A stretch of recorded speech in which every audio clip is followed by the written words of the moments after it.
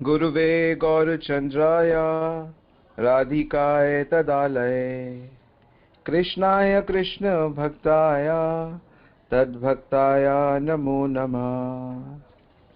तो इसका अर्थ है कि मैं बार बार श्री गुरु, श्री गौरांगा, श्रीमती राधिका और उनके पार्षदों का, उनका धाम श्री वृंदावन का और भगवान श्री कृष्ण का और उनके भक्तों का और उनके भक्तों के भक्तों को बार बार प्रणाम करता हूँ, नमन करता हूँ।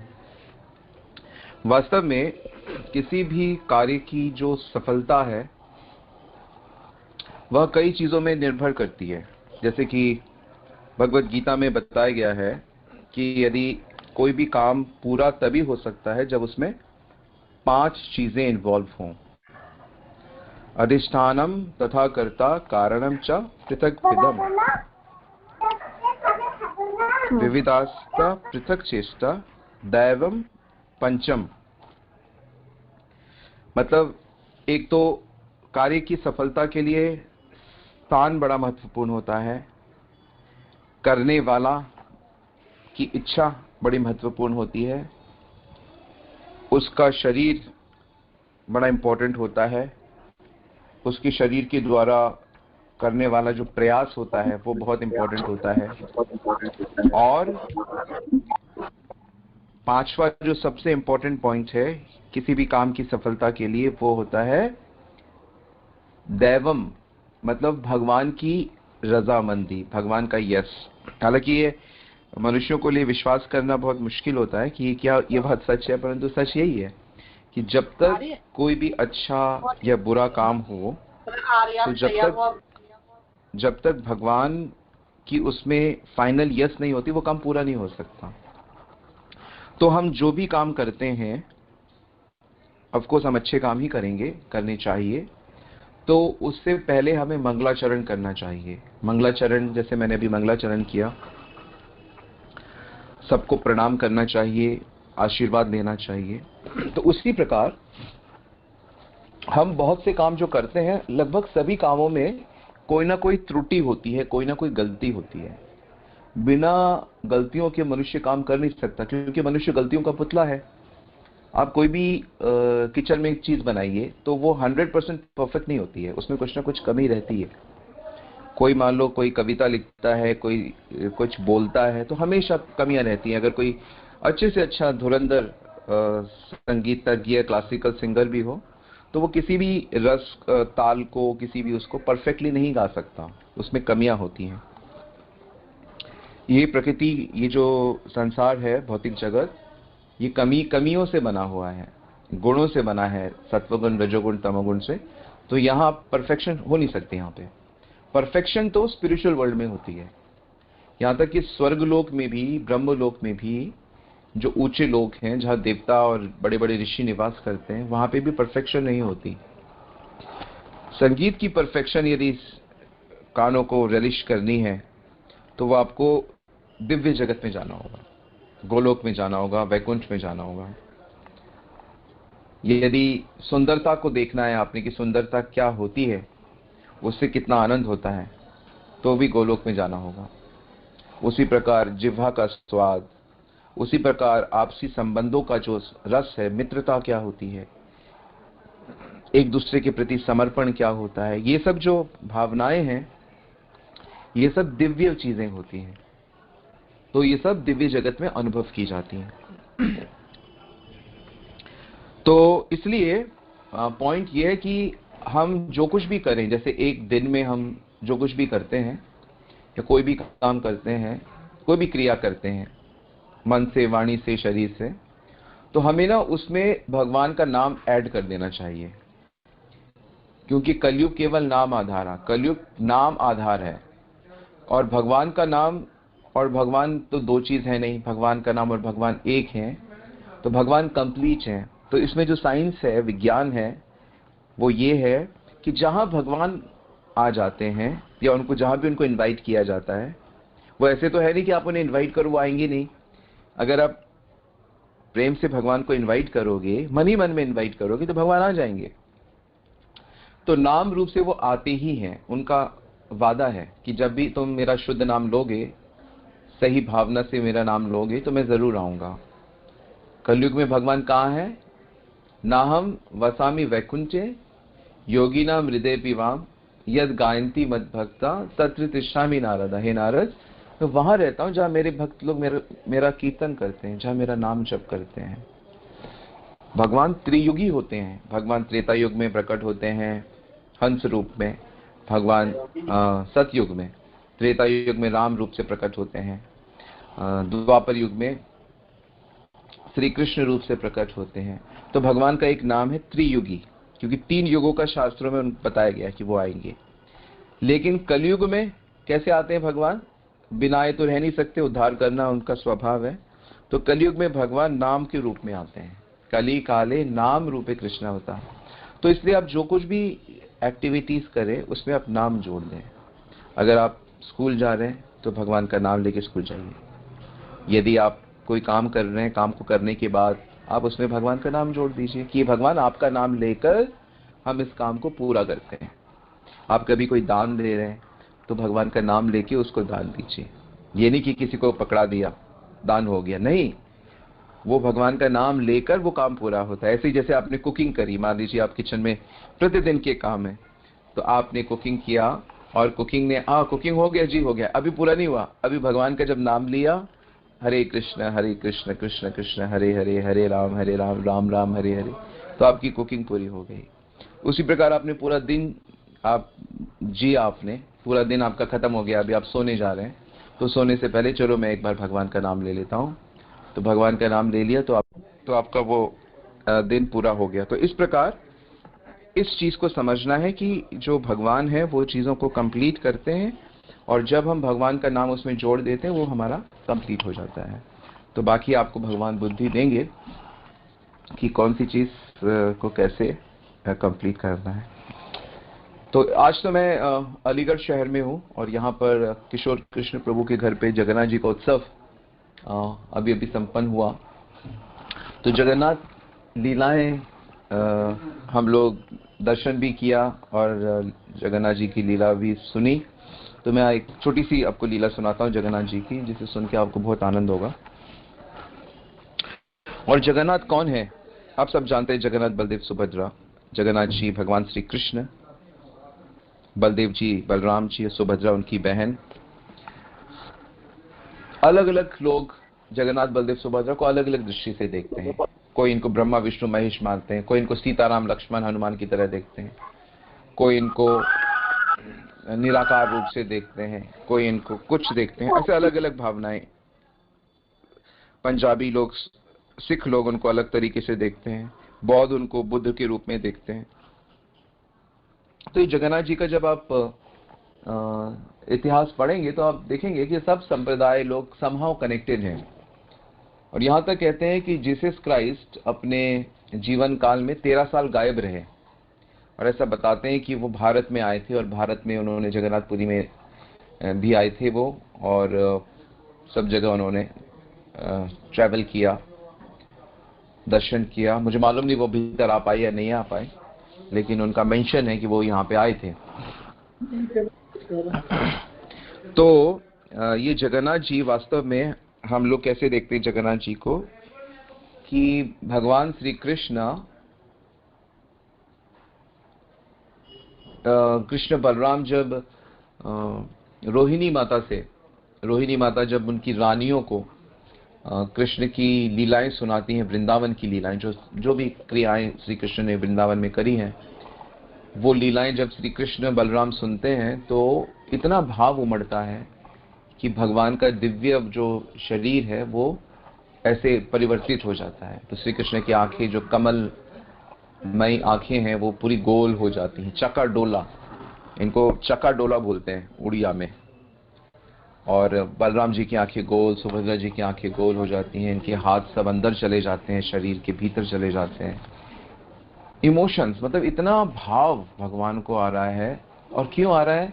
इसकी लीला सुन के अपने अपने भक्तों के साथ, कृष्ण के भक्तों के साथ जो कृष्ण का प्रेम है, वह मधुर लीला जब माता ने सुनाई और वो कृष्ण बलराम सुन के ऐसा उनका दिव्य रूप हो गया। और नारद जी ने ऊपर से आकाश मार्ग से भगवान के इस अनोखे रूप के दर्शन किए। तो ये जो जगन्नाथ जी हैं, यानी ये कृष्णा राधा जी के बारे में सोच रहे हैं, गोपियों के विषय में सोच रहे हैं, करुणा है, उनको याद आ रही है अपने भक्तों की, प्रेममयी रूप है। इसीलिए जो प्रेम के अवतार हैं श्री चैतन्य महाप्रभु, ये जगन्नाथपुरी में रहते हैं, ठहरे जगन्नाथपुरी में, क्योंकि वो प्रेम अवतार है। बड़ा सुंदर है ये हरे कृष्ण आंदोलन, श्री चैतन्य महाप्रभु का प्राकट्य, इनकी लीलाएं बड़ा आनंददायक है। तो इनकी एक बड़ी सुंदर लीला है जो हम चर्चा करेंगे। वो इस प्रकार है कि जयपुर राजस्थान बड़ी महान जगह है और यहाँ पर बड़े पवित्र राजा लोग होते थे। ऐसे ही एक राजा हुए थे जिनका नाम था राजा नरसिम्हा, जय सिम्हा, नरसिम्हा नहीं जयसिम्हा। तो जयसिम्हा जो राजा जयपुर के थे और इनकी महारानी थी चंद्रावती। चंद्रावती भी भगवान की अच्छी भक्त थी। एक बार जगन्नाथपुरी के राजा ने इनको इनवाइट किया कि आप हमारे यहाँ आइए, ठाकुर जी के दर्शन करिए, हमारे राज्य का भ्रमण करिए। ये दोनों वहां गए राज्य अतिथि के रूप में, और वहां पे पंडा ने बताया कि यहाँ पे महाप्रसाद बनता है, ठाकुर जी को भोग लगता है 56 भोग, और उसके बाद ये बिमला देवी को लगता है। बिमला देवी एक माता रानी की एक शक्ति है, बिमला देवी कहते हैं उनको। देवी के अनेक रूप हैं, और फिर उनके बाद फिर हम सब प्राणियों को प्राप्त होता है ये महाप्रसाद। और जानते हैं महारानी कौन बनाता है ये किचन में जगन्नाथ जी के लिए? तो रानी ने पूछा कौन बनाते हैं? तो बताया कि लक्ष्मी जी खुद बनाती हैं। लक्ष्मी जी का किचन होता है। जैसे हम लोग अपने मंदिरों में जब हमारी किचन होती है, हम उसके आगे लिख देते हैं राधा रानी किचन। जब चैतन्य महाप्रभु के विग्रह होते हैं तो हम लिख देते हैं विष्णु प्रिया किचन।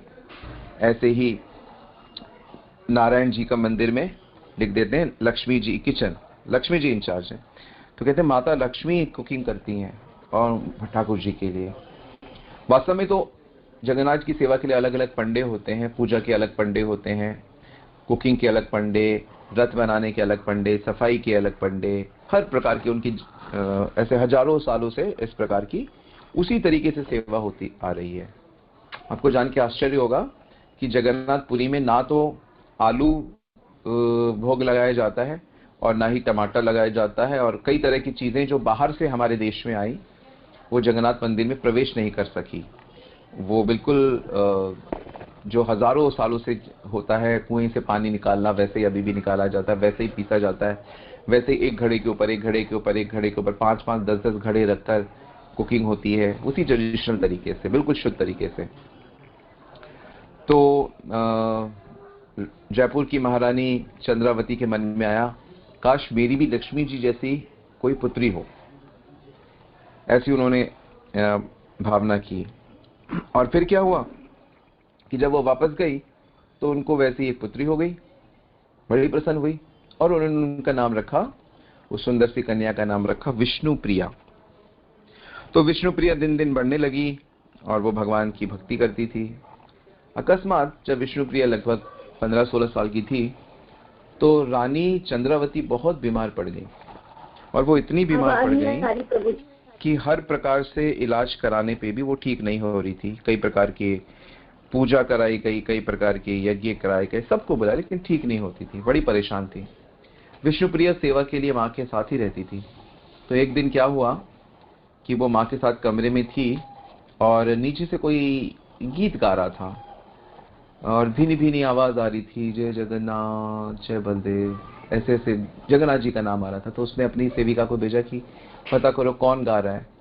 तो वो जैसे ही पता करने गई तो वो एक साधु था और उस साधु ने उन्हें कुछ महाप्रसाद दे दिया जगन्नाथ जी का, और कहा कि इसे महारानी को खिला देना, वो ठीक हो जाएंगी और भगवान से प्रार्थना जो भी करोगे वो पूर्ण हो जाएगी। जब सेविका ने आके प्रसाद दिया उन्होंने ऐसे ही किया और महारानी कुछ ही दिनों में बिल्कुल ठीक हो गई। वो सब इतने प्रसन्न हो गए कि अब तो उनकी जगन्नाथ जी के प्रति बहुत श्रद्धा भी बढ़ गई। अब श्रद्धा बढ़ गई तो जब भी कोई आता था जगन्नाथपुरी से तो राजा बहुत सत्कार करते थे, रानी बहुत सत्कार करते थे उनका। ऐसे ही एक बार एक पंडे आए। जगन्नाथ जी के सेवकों को पंडा कहा जाता है। पंडित से ही यह अपभ्रंश होता हुआ पंडा बन गया। तो वो पंडे की बहुत सेवा करी और राजा ने कई मूल्यवान चीजें दी, रानी ने भी दी।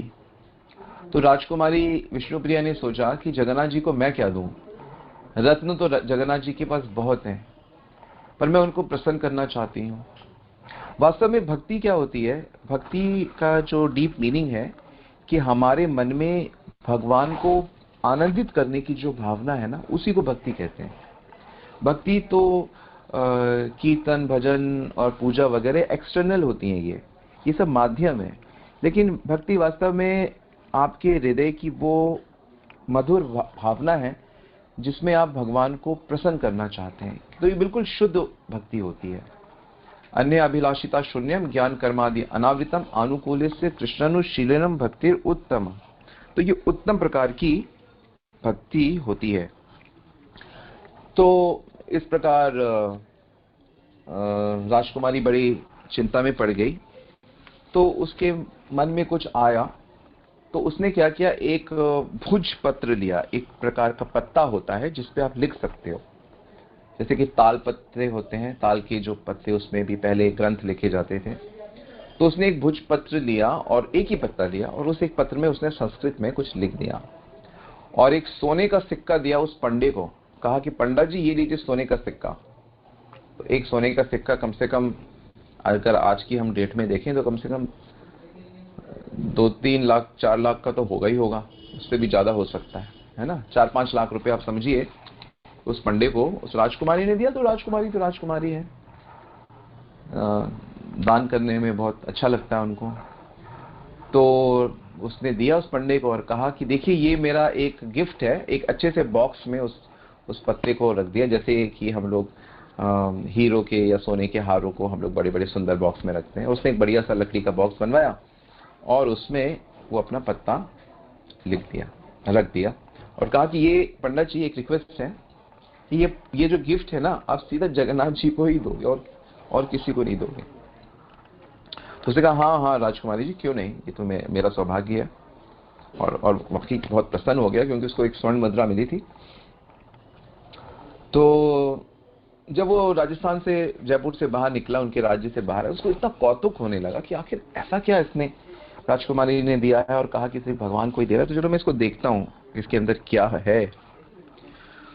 तो उसने वो जब खोला तो देखा उसके अंदर एक भुज का पत्ता है और उस पत्ते में एक कुछ लिखा हुआ है। और राजकुमारी ने बड़ी कस्तूरी को लेकर और केसर को लेकर और उसको पीस कर और उसको गोल्डन उससे इंक बनाया था, खुशबूदार, और उससे लिखा था। तो बड़ा सुंदर था। तो ये जगन्नाथ जी के लिए एक पत्ते में कुछ लिख के दिया है और इतना भारी इसका वो है बॉक्स है, अब इसको इतना उठा के लेके जाऊंगा और कुछ है भी नहीं मूल्यवान। उसने क्या किया, वो बॉक्स फेंक दिया और वो पत्ता भी फेंक दिया। अब इसको क्या, इसको लेके जाना, मालूम नहीं उसके मन में ऐसा क्यों भावना आ गया, पर उसने ऐसे ही किया और वो चलने लगा। अब जयपुर से आप जगन्नाथपुरी, उस समय तो गाड़ी वगैरह तो था नहीं, तो वो पैदल ही जा रहा था। कहीं कुछ लिफ्ट ले लेता था, कहीं कुछ, जैसे भी करके कई दिनों में पहुंचा और घर पहुंचा, बड़ा प्रसन्न हुआ। घर पे वापस आया है तो सबको उसने दिखाया कि देखो मुझे ये मिला। फिर रात को जब सोया तो जगन्नाथ जी उसके स्वप्न में आए और भगवान क्या उसको डांटते हैं, कहते अच्छा पंडा महाराज, आप इतनी दूर से आए हो, इतने सारे उपहार लेके आए हो और तुम मेरा उपहार तो लाए नहीं, अपने उपहार सारे घर लेकर आ गए और अब बड़े आनंद मना रहे हो अभी। तो स्वप्न में ही ये क्या कहता है कि भगवान वो तो कुछ था ही नहीं, एक पत्ता था। तो ये जगन्नाथ जी कहते तुम्हारे लिए वो पत्ता होगा, लेकिन मेरे लिए वो बहुत प्रिय चीज था। और सुनो, तुमने तो जब उसको फेंक दिया था ना और तुम चल दिए थे, लेकिन मैंने उसको उसी समय उठा लिया था और वो उठा के मैंने उसको जीदे में लगा के रखा है। तुम्हें अगर यकीन ना हो तो आके कल देख लेना। तो जब इसकी आंख खुली तो इसे बड़ा आश्चर्य हुआ कि अरे ये बड़ा अजीब सपना है। जैसे भी करके वो सुबह सुबह पहुंच गया वहां, और जब पहले सुबह सुबह के जो प्रातःकालीन दर्शन हुए, उसने देखा कि वाकई जगन्नाथ जी के गले के नीचे सीने में ये पत्ता चिपका हुआ है और जो हेड पुजारी हैं उन्होंने भी देखा, उन्होंने कहा कि ये चीज क्या है। तो उसने कार में जाके बोला मेरे को ऐसा सपना आया, मैं जयपुर गया था और वहां ये घटना हुई थी, वो राजकुमारी ने उनको कुछ भेजा था भगवान को देने के लिए, मैंने फेंक दिया था और मेरे को सपना आया और ये भगवान के हृदय में। अरे ये तो बहुत बड़ी बात हो गई, चलो देखते हैं इस पत्ते में आखिर है क्या ऐसा। तो उन्होंने वो पत्ते को निकाला और उसमें ना 4 लाइनें लिखी हुई थी। राजकुमारी ने लिखा था, रत्नाकारं तव गृहं गृहन्ती च लक्ष्मी, किम देयम् अस्ति भावेत पुरुषोत्तमय। इसका मतलब है कि आपका जो घर है वो तो रत्नों से भरा रहता है, आप क्षीर सागर में वास करते हैं, आपकी अर्धांगिनी लक्ष्मी है, लक्ष्मी जिसको आशीर्वाद देती है उसको किसी चीज की कमी नहीं होती। तो ऐसे पुरुषोत्तम प्रभु मैं आपको क्या दे सकती हूँ, लेकिन आभीर गोपलनना हृतमानसया द्यत्तं मानसा तद अनुमे कृपया गृहाम। इसका अर्थ है कि हे प्रभु, जब आप वृंदावन से मथुरा चले गए, अक्रूर जी जब आपको लेके चले गए, उस समय सारी गोपियां बहुत छटपटा रही थी। वो इतना छटपटा रही थी कि वो आपको तो नहीं पकड़ सकी, लेकिन उन्होंने आपके मन को चुरा लिया और गोपियां भी आपके मन में बसी हैं। तो गोपियों ने आपके मन को चुरा लिया था प्रभु, तो आपके पास मन तो है नहीं, इसलिए हे प्रभु मैं अपना मन आपके चरणों में समर्पित करती हूँ, आप मेरे मन को ले लीजिए। तो यही मेरा उपहार आपके लिए है। तो इस प्रकार विष्णु प्रिया ने अपना यह प्रेम पत्र भगवान को लिखा कि मैं अपना मन तुम्हें देती हूँ। जैसे युवतियां जब होती हैं पहले पहले प्यार में पड़ती हैं तो वो प्रेम पत्र लिखती हैं कि मेरा सब कुछ तुम्हारा है, मेरा तन मन सब कुछ आपका है। तो इस प्रकार अपने प्रेम का इजहार करती हैं। तो विष्णु प्रिया ने कहा कि गोपियों ने तो आपका मन चुरा लिया, आपके पास मन नहीं है, तो इसलिए मैं अपना मन आपको दे देती हूँ। तो इस प्रकार से भगवान को प्रसन्न करने के लिए, भगवान को आनंद देने के लिए उन्होंने अपना मन दे दिया। और ध्यान से देखें तो भगवत गीता में भी कृष्ण हम सब से अपना मन ही मांगते हैं। भगवान कहते हैं मन मना भव मद भक्तो मद्याजी माम नमस्कुरु माम वैश्यस्ते सत्यम ते प्रतिजानी प्रियोसी में। मुझे बहुत अच्छा लगता है जब कोई अपना मन मुझे दे देता है, मन देने पे वो मेरा बन जाता है। तो इसीलिए हरे कृष्ण महामंत्र का जप करने से धीरे धीरे हम अपना मन शुद्ध करके, अच्छा करके, भगवान को जो चीज देनी है तो बहुत प्योर होनी चाहिए, तो वो अपना मन ही देना, मन देने की कला धीरे धीरे कैसे अपने मन को, मन देने से तन, इंद्रियां, बुद्धि सब कुछ भगवान को चला जाता है। तो बुद्धि से निर्णय ले लीजिए कि हाँ मन देना है भगवान को, ये उसको देना है, उसको खुश करना है। तो ये धीरे धीरे मन में मन श्री कृष्ण को देना है और इस प्रकार विष्णु प्रिया का जो जीवन है वो सफल होता है, वो भगवत प्रेम को प्राप्त करती हैं और भगवान को प्राप्त करती हैं। तो ऐसे जगन्नाथ जी की और ऐसे विष्णु प्रिया की हम जय जयकार करते हैं और हम भी प्रार्थना करते हैं कि हे भगवान हमें भी कुछ ऐसी प्रेरणा दीजिए, ऐसा आशीर्वाद दीजिए कि हम भी शीघ्र अतिशीघ्र अपने इस शुद्ध मन को शुद्ध करके आपके चरणों में निछावर कर सके। श्री जगन्नाथ बलदेव सुभद्रा की जय। तो हरे कृष्णा, धन्यवाद श्रवण करने के लिए। तो अब किसी का कोई कमेंट या क्वेश्चन है तो आप पूछ सकते हैं या मैसेज कर सकते हैं।